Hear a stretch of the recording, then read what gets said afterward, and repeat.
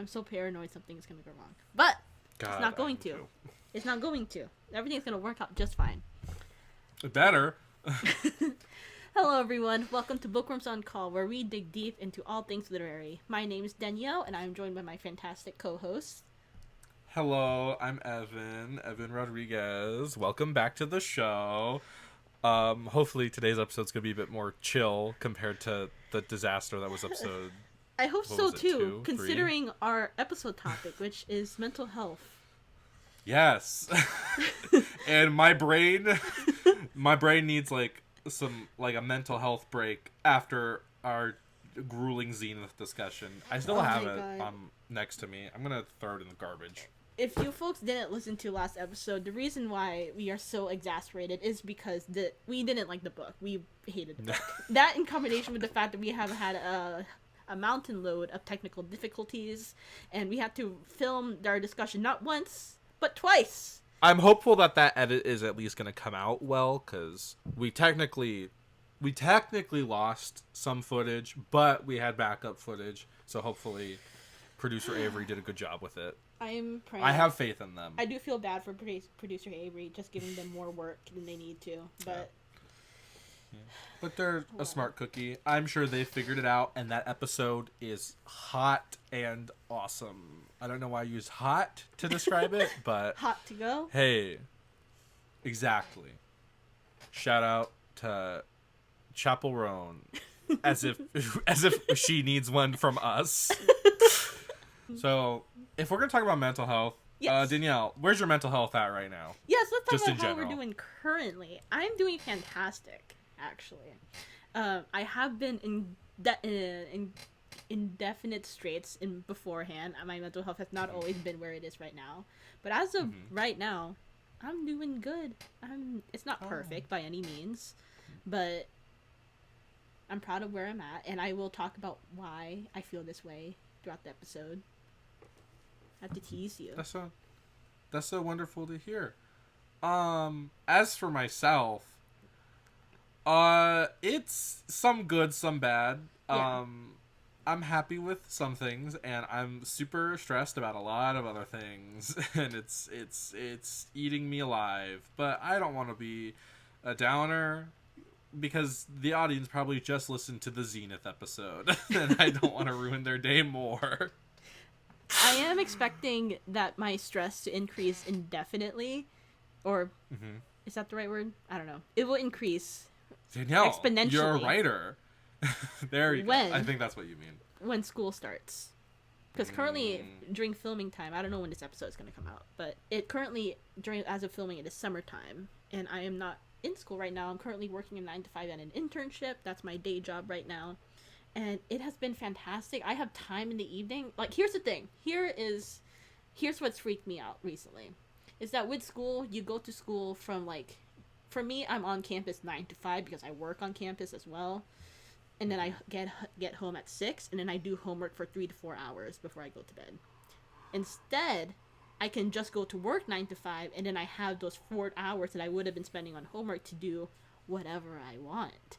And more often than not, that whatever I want has been being poured into the podcast and YouTube and the content creation that I've been doing.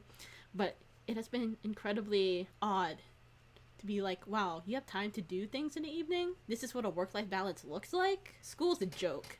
I mean, I'm happy for you. That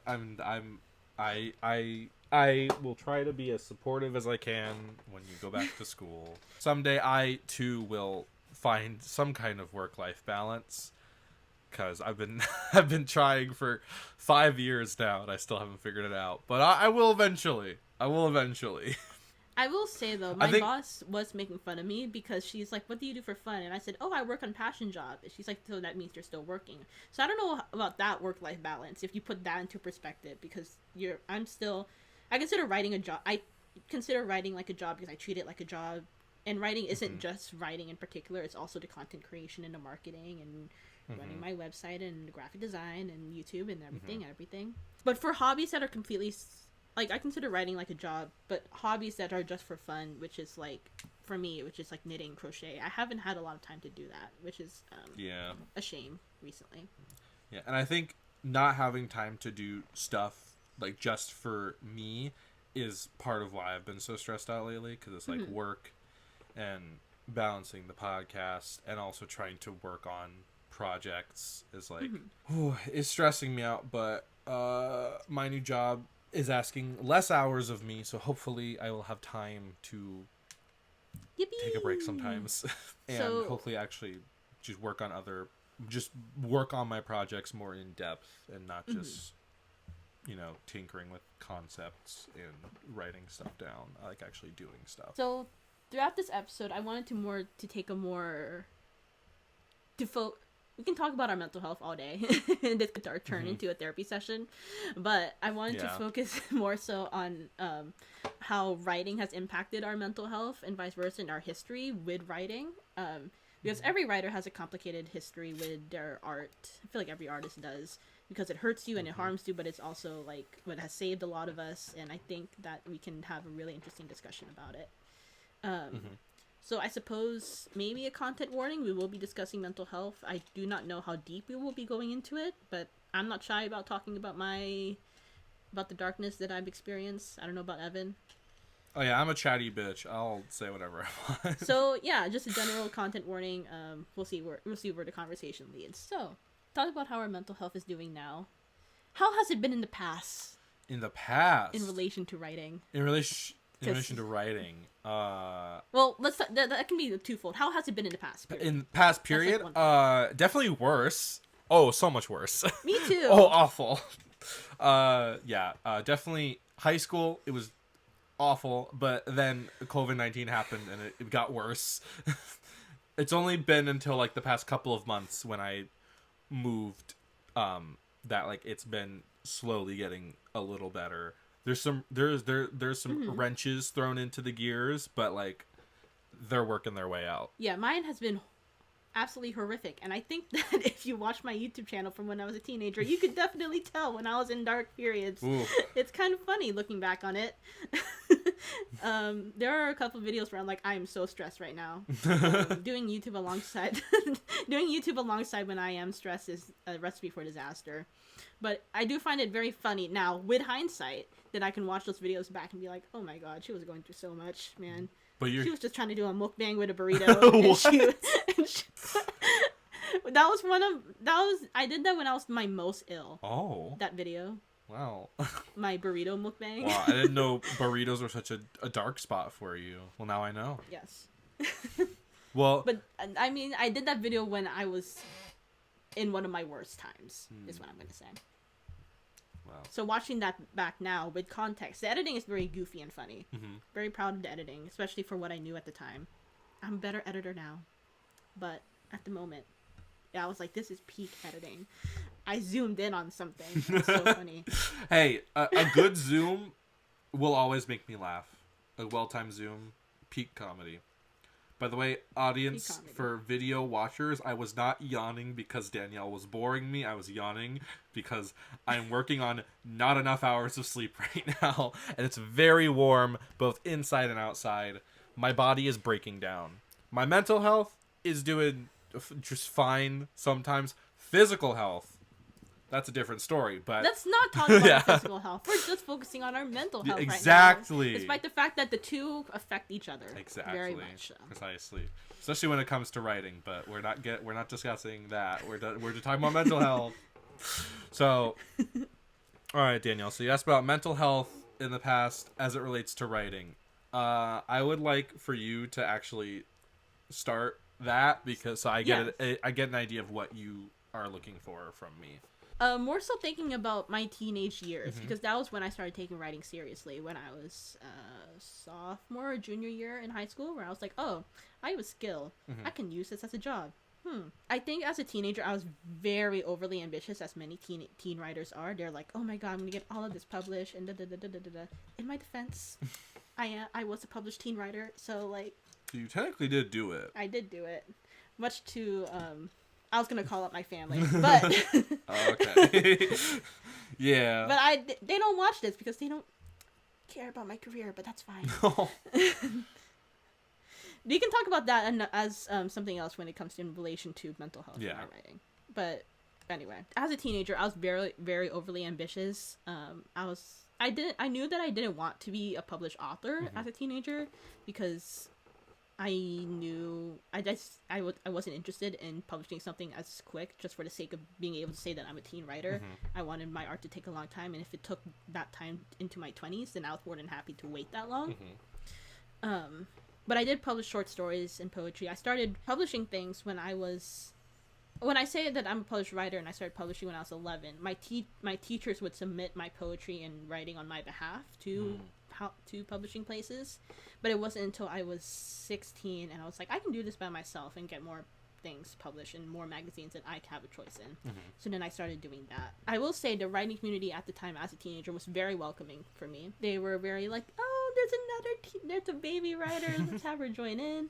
I think I talked about this before. I was like AuthorTube's like teen writer at one point, which was a lot of fun. I think that something should be said for the fact that I was treating writing as a job when I was like 15, because that's not healthy. Yeah, maybe not. Yeah. So that's how that went. And then things unrelated to writing started to affect my mental health, and then that affected my writing when I was around 17, I want to say. 16, 17. I took a soft break from writing. I've taken a lot of breaks from writing. You can see on my YouTube channel that I posted like 3 burnout videos before. Plug being that like, I'm shit. burnt out. Brand synergy. Let's go.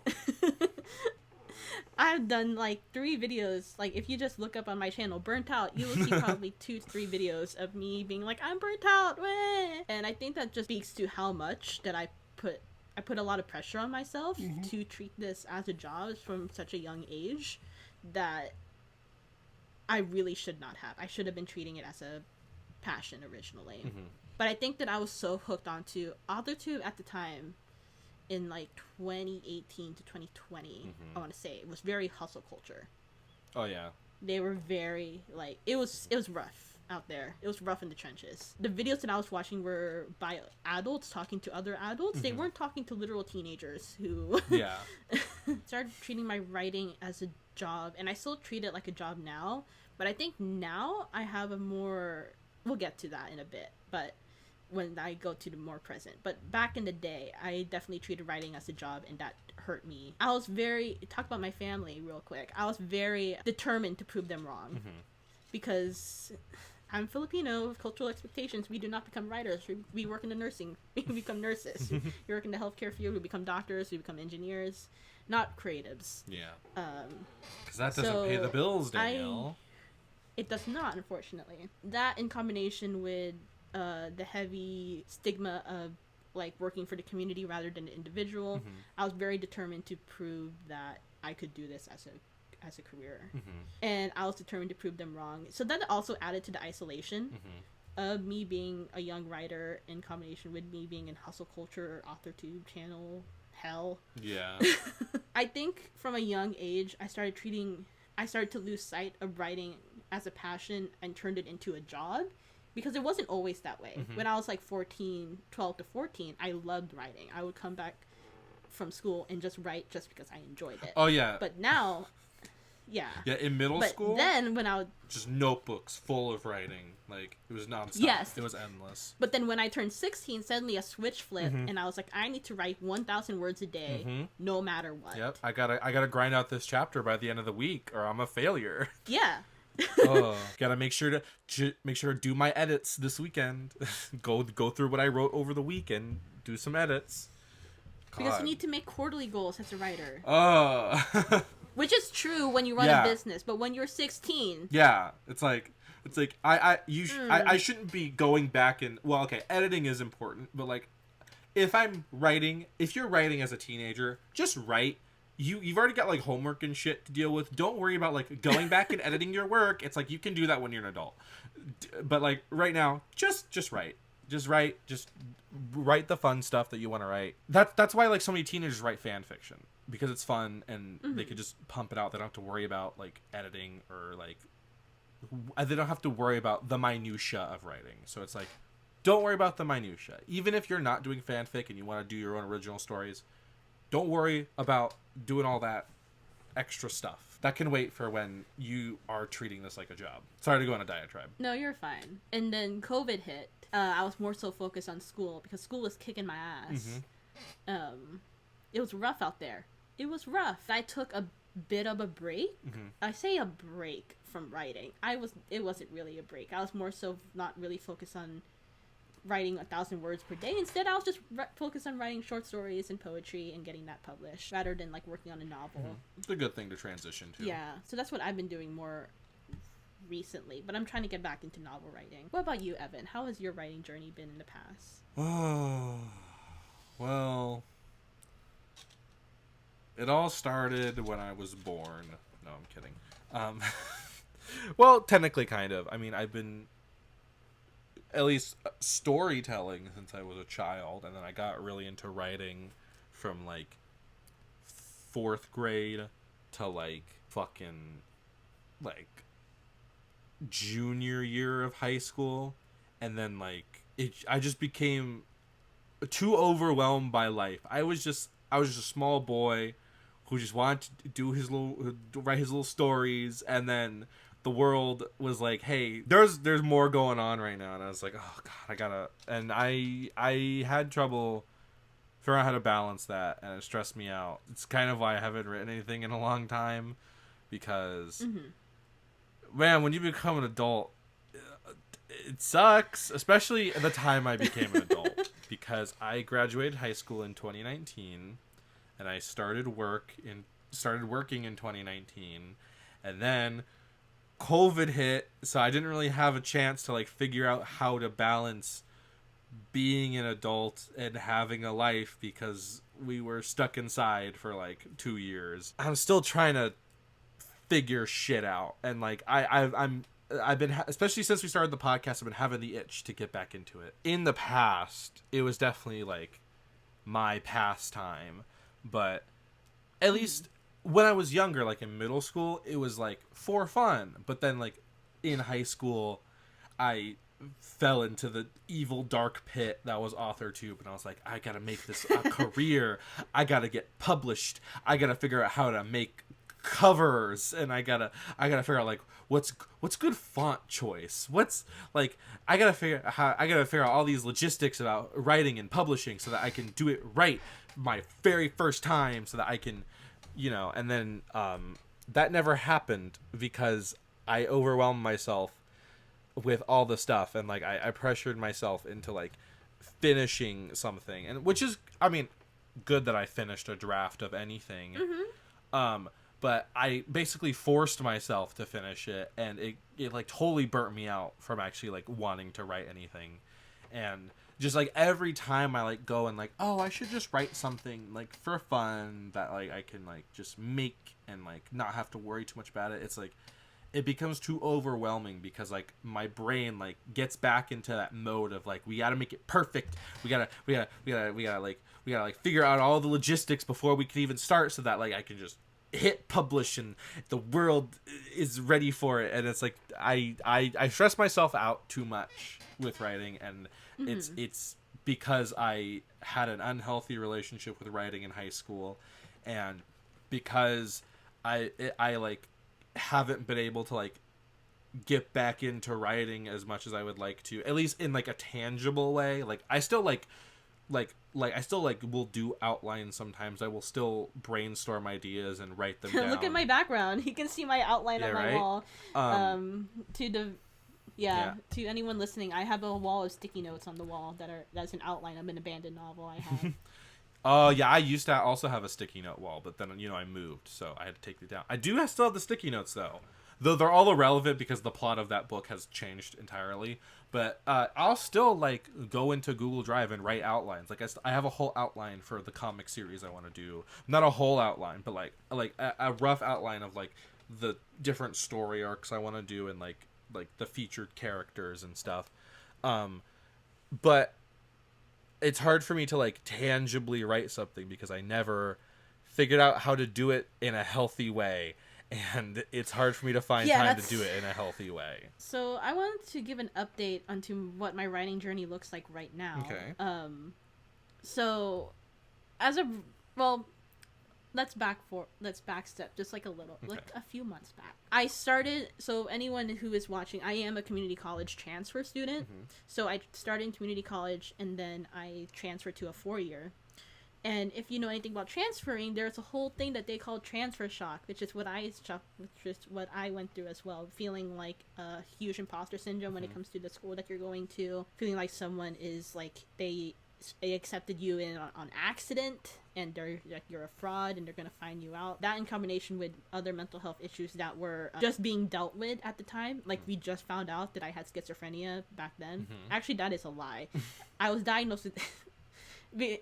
Call me out. I was diagnosed with schizophrenia when at the very start of 2020 before pandemic, and I refused to accept it until when I finally accepted it, and I was like, okay, I think I need to go on medication, and then I did. Undiagnosed schizophrenia in combination with transfer shock and transferring in combination with being a creative, it was a recipe for disaster. My whole time in college, I was like, I'm going to prioritize my education. Like writing will come second for now, but I'm going to prioritize education at least for this part of my life. That's how it's always been for me.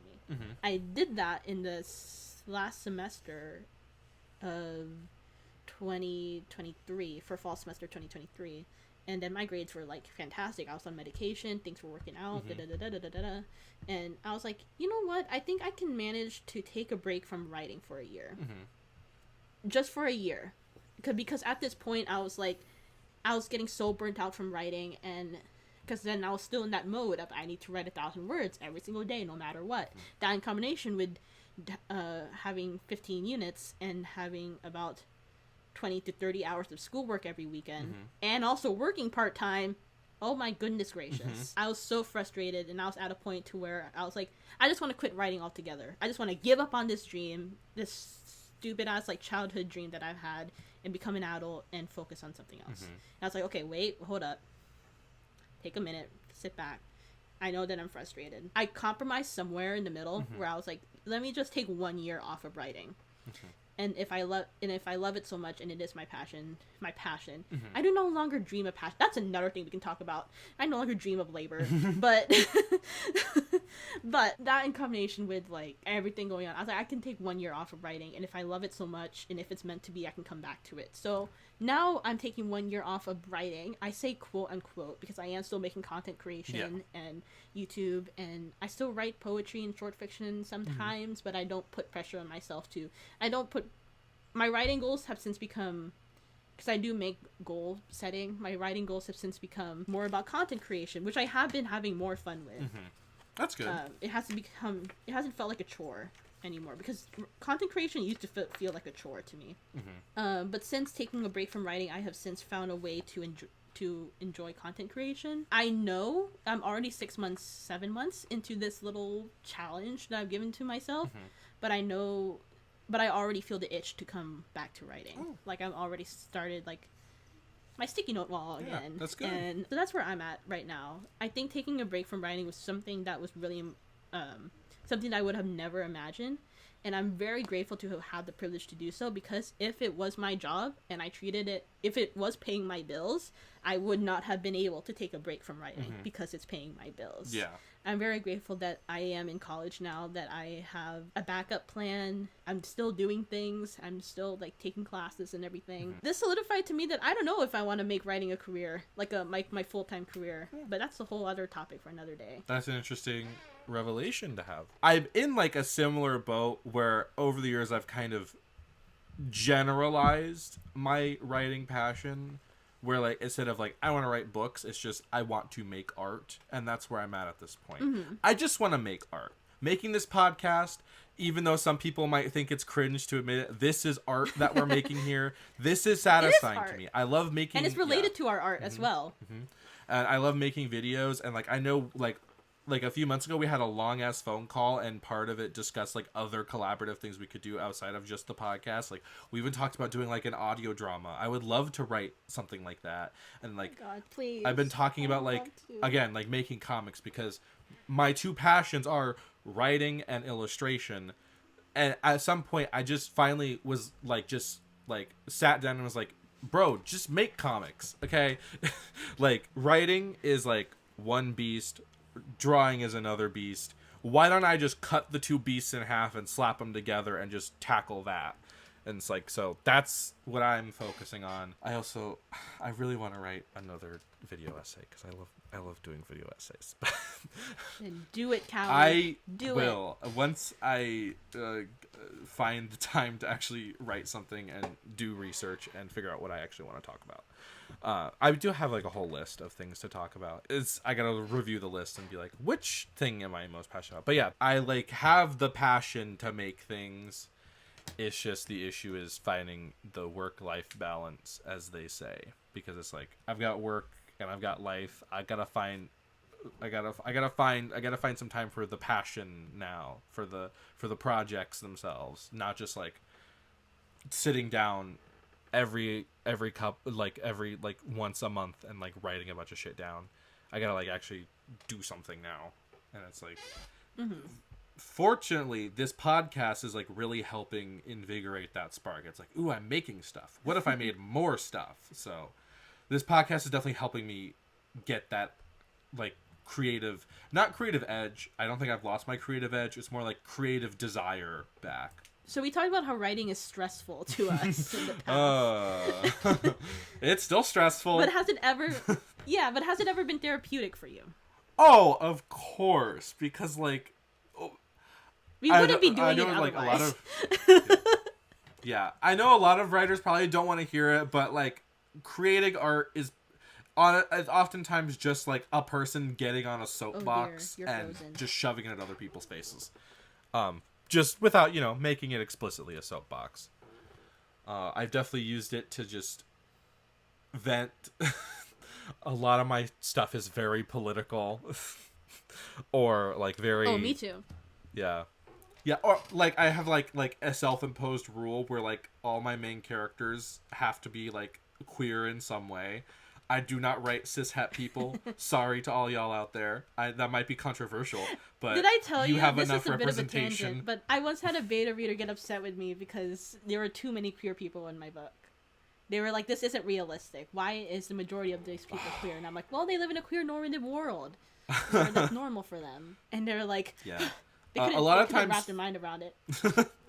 A lot of times for me, if it's not like set in like a fantasy setting where I can't just be like, queer people are just allowed to exist in this setting, I just fall back on the realistic logic. Well, queer people tend to like birds of a feather, it's like queer people tend to just hang out with other queer people. So if like I'm writing a story about like a friend group and my lead is queer, it's very likely that all of their friends are also going to be queer. Everyone else is queer. So it's like, that's why I write about queer people, because I as a queer person, I care about queer people, and I want to be able to write about queer people for queer people. And I don't want to get on my diversity soapbox. That's what my stories are for. That's just my soapbox. But I really care about writing about diversity in fiction, and so it's what I'm gonna do. I'm sorry I don't write cishet main characters. You're just gonna have to make your peace with that and just not engage with any of my art, because you're gonna be hard pressed to find a cishet character that's like a lead or a protagonist. Sorry, not sorry. Yeah, that in combination, like I've literally had beta readers come up to me and be like, "Why is everyone in your book queer? Like, that doesn't make a lot of sense." And I'm like, "Well, okay, fair, but." Like I said, I write a lot of... I've had beta readers for short fiction. My short fiction tends to be magical realism. Mm-hmm. My novels tend to be fantasy. Mm-hmm. Most of the time. So when they beta read my novels, which are fantasy, mm-hmm. and have mostly been queer normative worlds, they are confused why mm-hmm. there's no straight people. And I'm like, well, everyone is queer in this normal world mm-hmm. because it's considered normal. Oh, yeah. That's... Wouldn't you want to... Wouldn't you... If you had no pressure to, like, be straight, wouldn't you want to explore your sexuality exactly. too? Yeah, it makes the most sense. That's kind of how it works in my... Well, I'm just going to say my sci-fi series. You know which one I'm talking about. I don't know why I'm afraid to name drop it. I think it's because I'm not currently working on it, so I don't want to name drop it. But in my sci-fi series, mm-hmm. that's literally, like, the canon reason why so many of the characters are queer. It's because... canonically, the phrase, like, the terms we use don't exist in that world, because everybody just does it with whoever they're they have a desire to do it with, and by do it I don't just mean sex, I mean like dating or whatever, because that pressure doesn't exist in their universe. So I'm just like gonna roll with that. Like it's just, it's normal. That's a huge part of why I want to write queer characters, is to make it normalized. I want people to go into it and not be like, oh, all these characters are queer. I just want them to go, oh, these characters are into each other, and that's it. And I think if I just keep telling stories where that's who the core characters are, people are eventually gonna just not notice. And that's, well, not that I don't want them to not notice, but you know what I mean. How do you approach writing characters with mental health issues? Oh, well, given how all of my characters tend to have mental health issues, pretty easily. I mostly just look at like what the fuck I deal with and go, how would this character deal with this struggle? So I mostly give characters, okay, the sci-fi series is just meant to be like a whole fucking long ass diatribe about depression. So I mostly talk about depression, which is like, I guess boring now because everyone's got depression in this day and age, but it's still important to talk about, and that's my main thing I talk about. But like, oh, well, I guess I could talk about how my little passion project with my OCs right now, they were kind of designed to be like a metaphor for my bipolar disorder. Like, one of them is, you know, the happy part of bipolar, and the other's the depressed part of bipolar. And that whole story is me just basically doing a long vent about how it sucks, but it's not gonna ruin your life. So hang in there, kid. I think for me, I try to stay in my own lane as possible, like to speak about my own experiences. Oh yeah, that's definitely what I try to do. Because, like, I've definitely written about schizophrenia before, and depression and anxiety. Those are the holy trinity of what I have. Those are your big three? But, yes, those are my big three. My sun rising. But I definitely try to stay in my own lane as possible, just because that is what I feel most comfortable doing. Because I know that if someone gets offensive, or someone is offended, I could say, I'm speaking from my own experience. Exactly. You know what you're gonna do? Tell me I'm wrong? Fuck you. Yeah, that's also kind of why, at least when I'm like writing characters, I don't try to diagnose the characters, because yes, I am purely working off my own experience and like what I have been told by mental health professionals. I'm kind of just working with what I've got, so I kind of try to not diagnose my characters in story, because I don't want people coming at me being like, well, I have X disorder and I don't act like that. And it's like, well, that's nice, good for you, but I do, and I do have that. So that's why I try not to label my character's mental disorder, so that I can just avoid stuff like that altogether and just be like, it's interpretive. If you relate to this, good for you. I'm not going to try to tell you, but also that also avoids like somebody like reading the character and be like, wow, I'm so like them, I must also have X disorder. It's also to avoid stuff like that. It's like, just read it if you relate. That's great. Commiserate with that. Go get therapy. I feel like the only thing that I have written about, which I do not personally have, is PTSD. But, I mean, my life has been affected by people with PTSD. I'm not going to go into their details, but people very close to me have dealt with PTSD before, and I have seen the repercussions of that. Yeah. I write about that as well, but I think that's the closest I've gotten to writing about a disorder that I do not have. Yeah. I do want to share really quick a funny story. When I was about PTSD? We're talking. Yes. Oh, okay. No, about schizophrenia. Oh, okay. In 2020, I want to say, when I was before I got diagnosed with schizophrenia, I found this nugget of wisdom literally today. When I was like, I wonder if I've written about schizophrenia before, and I wanted to see if I'd written about it before I was diagnosed, because, like I said, I was very much in denial for a large part of my life. Yeah. And the amount of poetry that I wrote that was like just talking about hallucinations is absolutely bonkers. It's so funny. I wrote a scene about one of my characters hearing voices, and I thought that was just normal. I was like, this is just what people do. This everyone deals with voices. I once wrote, I heard voices swim in my bedroom ceiling. They danced around in my ears, echoed in my canals, and shook my head. But like, I thought that was normal. What in what world? Well, you know, sometimes the best writing comes from delusion. Okay, we can go into another topic about that part. But how do you feel about the tortured artist aesthetic?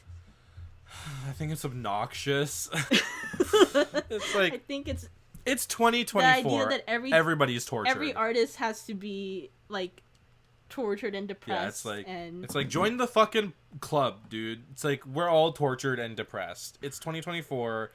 COVID still is around. There's awful things happening all around the world all the time. America is doomed. We're all depressed, okay? Now just shut up and write your book, okay? Sorry. But I think that this should also be said because I know that this stereotype has stopped a lot of people from seeking out mental health help because they're afraid that like going on medication is going to hurt their art, which is not true. No.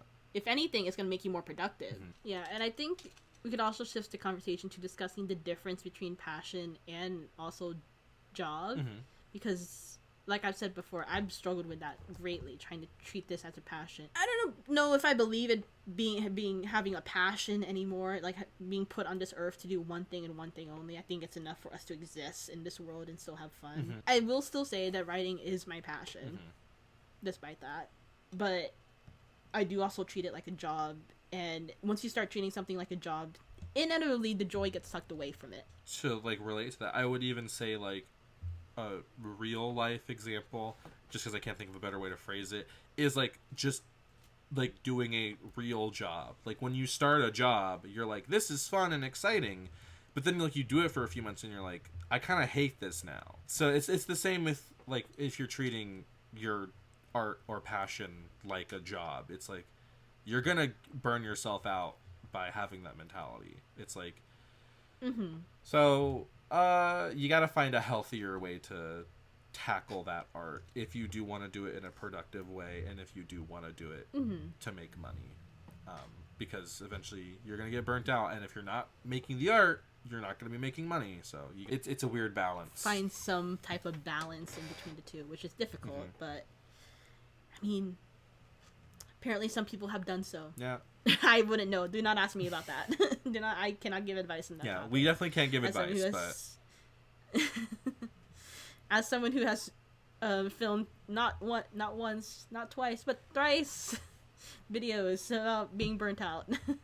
Speaking of burnout, do you have any strategies that you use to like manage like burnout or writer's block? God, not really. At least not good ones. As someone who like constantly has to like fight against burnout, I think what helps me, one, is just having a lot of projects to fall on. Like if I get burnt out with one, I could just focus on a different one. Or it's like just take a break. The art will still be there when you get back. Yeah, like you can still do it once like you're ready to do it. So yeah, just take a break. A few years ago I would have said just work through it, but that was like my author tube poison brain being like, if you got writer's block, just work through it. And it's like sometimes you just want sometimes your brain just needs a break, and that's fine.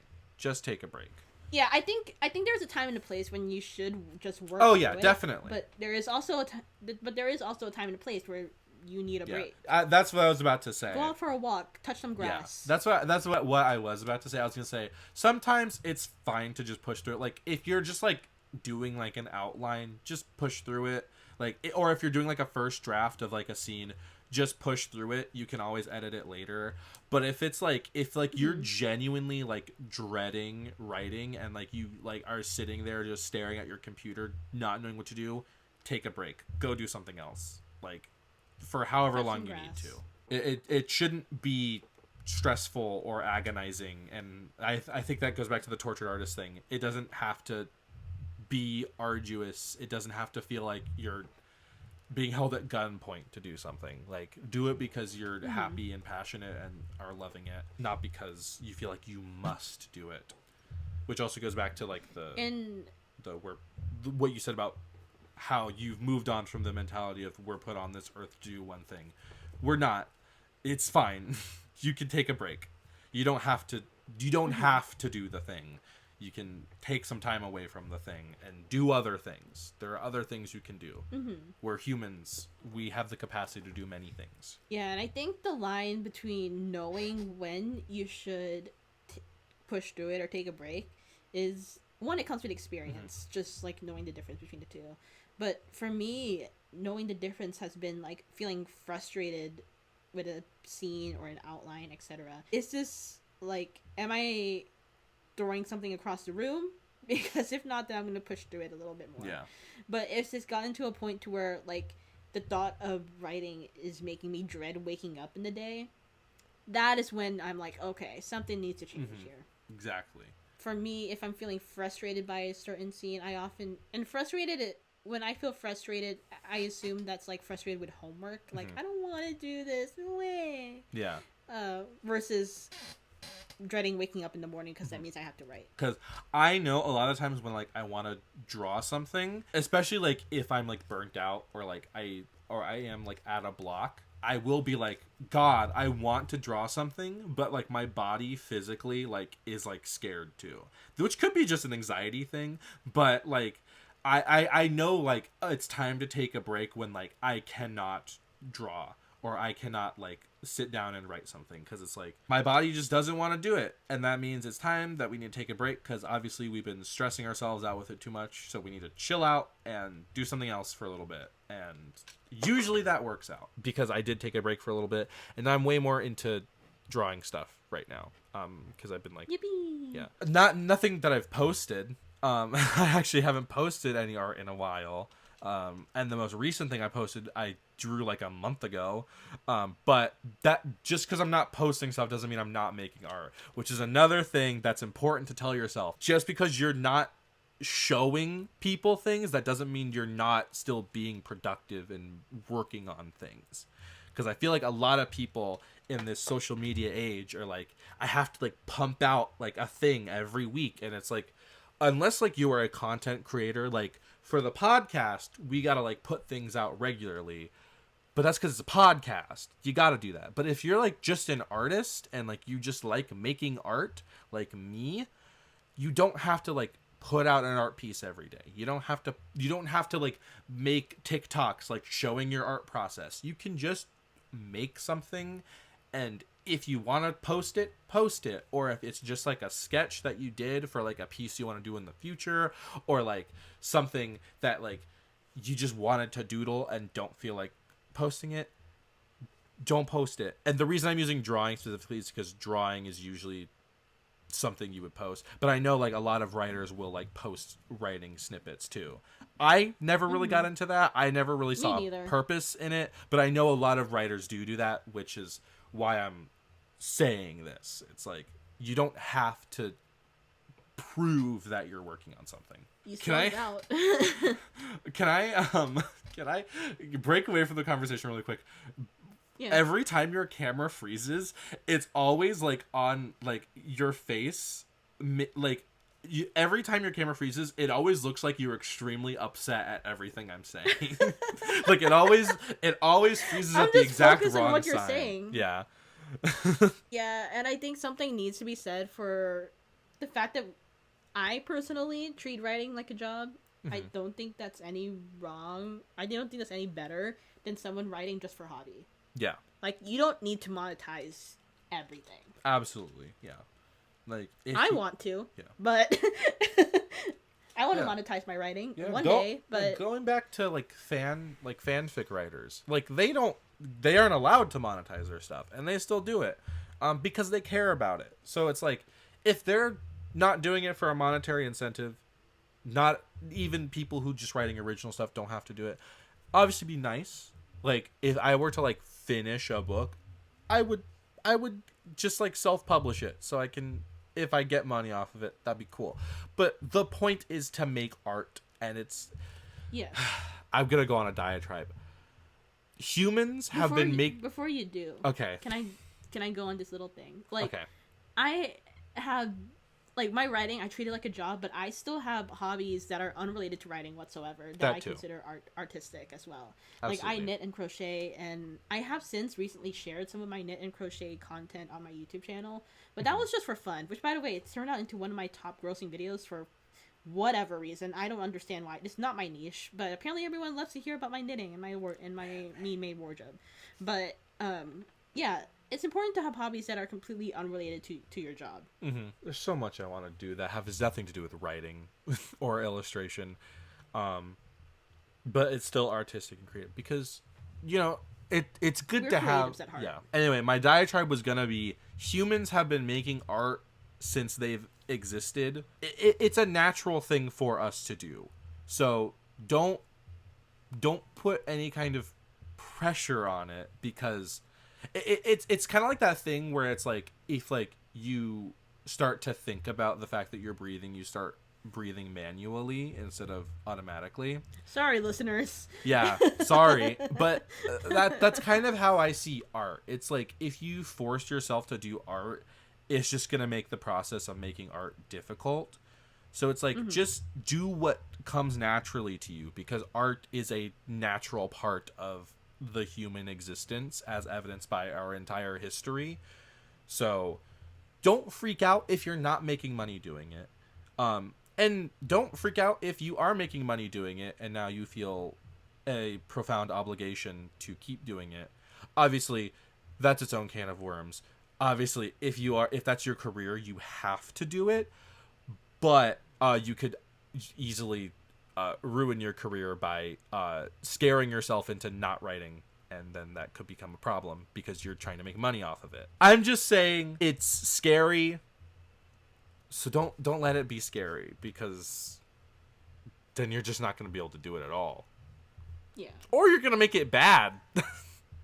And that's worse because like I have noticed that like if people like force themselves to make art, the art becomes bad or it just never comes out at all. I don't know if we talked about this yet, but how do you incorporate self-care into your creative routine? For me, honestly, my creative stuff is a form of self-care. Like a lot That's of the interesting. art I've been making over the past like 2 years is because I realized I wasn't happy with like the art I was making, and I was like just kind of sad about my life situation.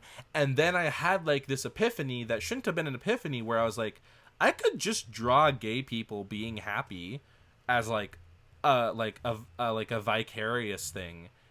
And like it improved my mental health so much to just like Aw. to like just craft a story about happy gay people as like someone who was like thought they like the we were all doomed, the LGBTs. So that in of it's like for me creating things is an act of self-care, or just like not to get too personal, but like even just like my body image issues. I as soon as I decided to make one of my characters not skinny, it made me feel a lot better about my body. So it's like for me, yeah, art is my self-care basically. It's how I like get my emotions out. It's how I relieve my stress. It's how I get my thoughts out of my brain because my brain is so racked with thoughts all the time that like if I just write something down or like I draw about the thought any singular thought I have, it helps relieve the pressure in my brain. So for me, the act of creating is the self-care. That's very interesting because for me, I think it's almost the complete opposite. To me, I separate myself from my art very much so, because like I'm constantly like submitting things and getting rejected, and because of that, I've been required to separate myself from my art and be like a rejection from that is not a rejection of me as an artist. Which, by the way, that's a whole another tangent. People reject you as a writer for so many different reasons. Yeah. I've gotten rejected. My poetry has been rejected because it literally did not fit on the page nicely. and that was like the least personal rejection I have ever gotten. I was like, okay, fair enough. How do I incorporate self-care into my writing routine? I think a lot of it is just learning to separate myself from my writing, Mm-hmm. and having to prioritize other things in my life. Like, I have goals that I separate into different categories, which are writing, emotional, physical. I'm looking at my list. Writing, emotional, physical, financial, and career. Mm-hmm. So self-care for me is oftentimes focused on like the emotional and physical aspect of that, like making sure that I am making time for hobbies outside of writing, Mm-hmm. which is completely unrelated to that, to going to the gym, eating healthy, things that are completely unrelated to writing, Mm-hmm. but inevitably do affect my writing at the end of the day. I do, to a degree, separate myself from my art. I mean, if I didn't, I wouldn't post it. Like, if it was way too personal, I wouldn't post it at all. I kind of keep, like, things that are way too personal to myself, but for the most part, I make art to, like, just make myself feel better. If people don't like the art I make, that's not really my problem. Because at the end of the day,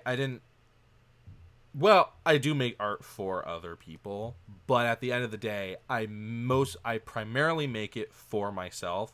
So if people don't like it for whatever reason, that's not really my problem. So, which is why I'm like not really afraid to put my art out there, even if I think it's Me bad. neither. Because a lot of times I'm like, ooh, this is the line work on here is kind of sloppy, but it's like, okay, so I still made it. I made something, and I think it looks good, like as a whole. So, and also sometimes sloppy art can be good. I don't know if this question is relevant to you, because I don't think that you have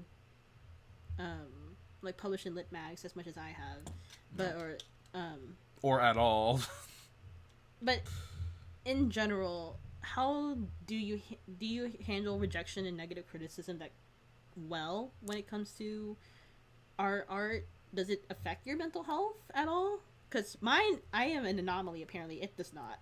Obviously, the artist needs to separate themselves from their art in order to feel like, in order to grow. in order to grow, but also and put their art out there without it affecting them too much. But at the same time, I think when people consume art, they need to also separate the creative from the art a bit and realize that maybe their issue with the art might just be that they personally don't care for it. Because I feel like a lot of people, when they don't care for something, will go, this is just bad. But what they actually mean is, this was not made for me. And those are the things I'm actually scared about, is people seeing something that I made with a very specific intent and thinking it's bad because it was not made for them. Like I said, I feel like I am a bit of an anomaly. I don't think that I have had much problem with rejection. Mm-hmm. I think it might be like, go back to my childhood. I've been rejected a lot, and that in combination with I have always been in, I don't know, like the only thing I could bring this up, I think that doing volleyball as a teenager really trained me for it, because more than half the time you're getting criticized. Mm-hmm. You're like, what is that form, you fucking idiot, fix it.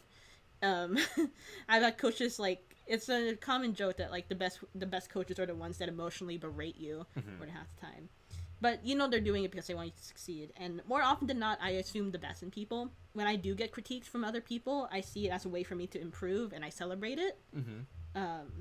When I get rejected from places, I literally got like 2 rejections this week, and I celebrated when I got them, because that just means that my piece can find a better home for it.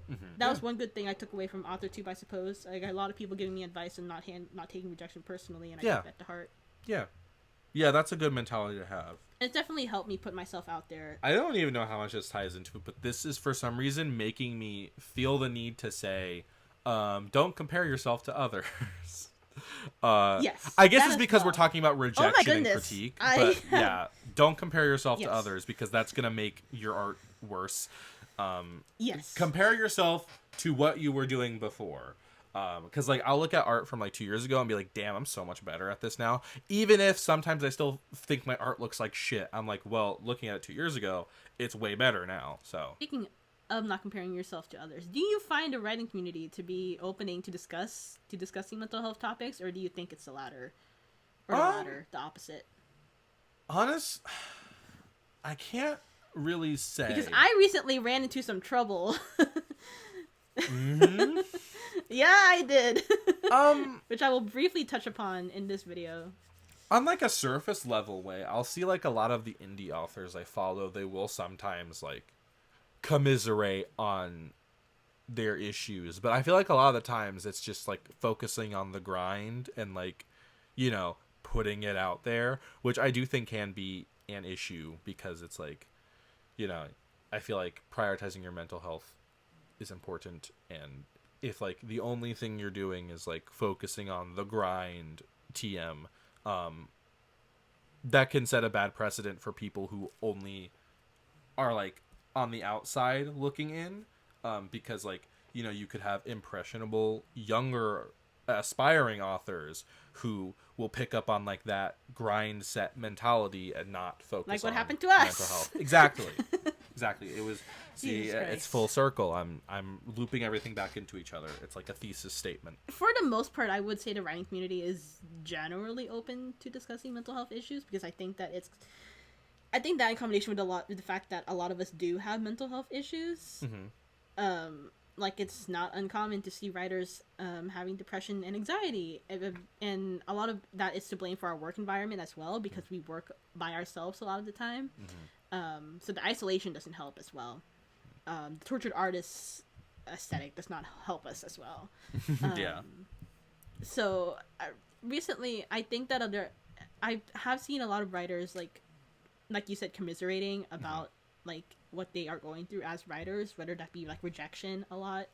That's a whole other thing. Why would? Oh my god. Anyway, I'm not even gonna go into. I'm not gonna open that can of worms. But That's the bonus Patreon episode. I think in general there is more of a willingness to discuss the topic recently. At least in my circles, there is. In other circles that I have been in, which I will briefly touch upon, but not name names because I'm not that evil. But I have recently found myself in the conundrum where I was in a group of what I assumed to be other writers, which we would build each other up, and I recently discovered one of them was praying for my downfall. Apparently, I texted Evan about this. It's very funny now that I okay. Here's the thing. If anything, it stroked my ego. If anything, Because it meant someone cares that much. Yeah, I have a fan. Oh my God. But I think that part more so has to do with because I was in a group of other East Asian writers, and if you are East Asian, you know the competitiveness of our culture is fucking brutal. So I think East Asian writers are no exception from that. And I think that I just fell into that, and that was what I think it's more of a cultural thing rather than a writer thing. Yeah. But still, it very much does affect me because there was a video made about me. What? Oh yeah, that's right. Yeah, you told me about that. Wait, I remember now. I thought you meant like a takedown video, but no, I remember what you mean. In general, I think that was just a bad experience. But in general, suffice to say, TLDR, I would say that in general, the writing community is generally open to discussing mental health topics, which I'm very grateful for. Before we end this off, I want to leave the ball in your park, or maybe we can both discuss it. But what advice would you give to new writers who are struggling with self-doubt? Or what would you give advice to new writers in general? Well, I feel like I've been lacing it throughout this whole video, you know. Don't compare yourself to others. Take a break when your body is telling you to take a break. If you're like a child, if you're not like an adult, write for fun. Don't write to like someday publish something. Like write for fun. You can edit it and make something worth publishing when you're an adult. Don't treat other artists and writers like shit because they're more successful than you. Yeah. Because art is not a competition. I know we live in a capitalist regime where we think like everything is a competition. We got to corner the market. We should not, because like I said before, art is a natural thing that humans do. We should just support one another in making art and have a good time doing it. Rising tides lift all ships, as it were. I agree wholeheartedly. I would also like to add on to not fall into the trap of hustle culture that the writing world puts us in. If you're on writing, if you're on AuthorTube, I don't know if AuthorTube is still like this anymore. I kind of phased myself out of that community. Not that I still don't make writing videos. I do occasionally, but I'm not like. Anyway, I would very much be wary of the hustle culture that comes with it, because the truth of the matter is, if you do want it to make this a business, then that's fine. If you want to do it, but just in general, be wary of the hustle culture, because that's gonna burn you out. Oh, because yeah. we are humans. We are not machines, and hustle culture is not a failure of, or it's not like indicative of your failure. It's just the fact that we are forced to monetize our art, which is a problem in and of itself. Yeah, which is why we have to support each other, because, you know, not all of us can make money off of our art, so support each other. If, like, you have, like, artist friends on, like, Twitter, retweet their stuff. That like in their combination posts. with the fact that networking does wonders. And Yes. I know networking is such a buzzword, but really what that means is just making friends with Yeah. other people in your community, and also not burning bridges. Yeah, yeah. Like, artists support other artists, because that's the only way we're gonna survive, because the capitalism is trying to kill artists in general. It's not even just like kill artists with competitiveness, it's also kill artists by literally replacing them with soulless machines. Yeah. That's a topic for another day, dude. I feel like that's like a good thing to end on. Yes. Not to stroke my own ego, but support Yeah. each other, I think, is a good sentiment to end on. So that's the end of this podcast. I don't know how else to end it. Neither. Yeah. Do we ever? Support each other, and good things will follow. Because art is still difficult to make, but I think it's a little bit easier once you start adding community into the mix. Yeah. Oh yeah, but also having If you want to join a community of other creatives, subscribe down below, follow us, subscribe, leave a review, get us in the algorithm so that we can reach more little bookworms who need community. No, but for real, if you actually did want to like join our little bookworm community, I'm sure Evan will join in as well. We would very happily respond to you in the comments on Twitter, on Instagram, etc., because we are hungry. Oh yeah, to, I love fighting talk people to on other Twitter. writers, and other creatives. I'm kidding. I'm not. I don't know gonna about you, but I am hungry to talk to other creatives. I'm at any a time. hungry little bookworm. I'm gonna eat everybody. I don't know what I mean by So that. if you did want to join a community of other creatives, you can follow us on social media on Bookworms on Call. We are on Twitter, TikTok, and Instagram. If you're watching this on YouTube, please subscribe down below. Please leave a review. We would greatly appreciate it. And yeah, Remember that's our calling card. Remember to dig deep and answer the phone the next time we call. because we will be calling, and we're gonna ask you if you did your word count Oh no! today. Oh no!